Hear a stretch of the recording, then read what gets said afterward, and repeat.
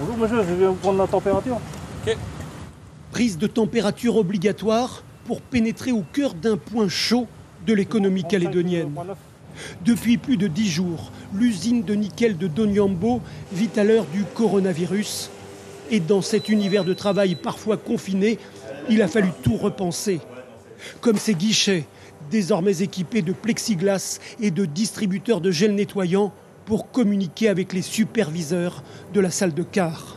Partout imposés, les fameux gestes barrières, distance de sécurité, désinfection et nettoyage quotidien, jusqu'aux véhicules systématiquement briqués à coups de solutions antibactériennes. Moi, ça me rassure, quoi, voilà, de bien désinfecter tout. Parce que j'ai pas envie de ramener ce virus-là à la maison, quoi.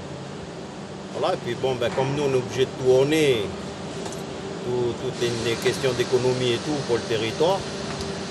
Moi, ça me rassure, comme ça, je travaille en sécurité, quoi. Dans ce monde de solidarité ouvrière, les métallo-calédoniens ont très vite intégré ces nouvelles procédures.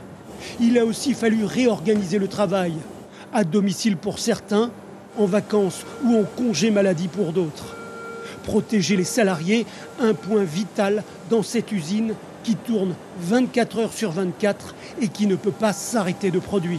C'est une situation à laquelle on doit s'adapter au jour le jour.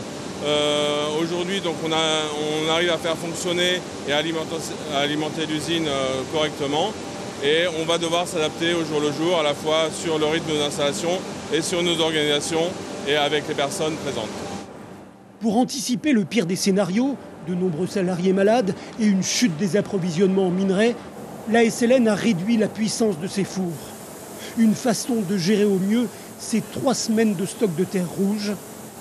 Le poumon économique du pays, déjà affaibli depuis plusieurs années, va donc désormais battre au ralenti pour que cette crise sanitaire ne lui soit pas fatale.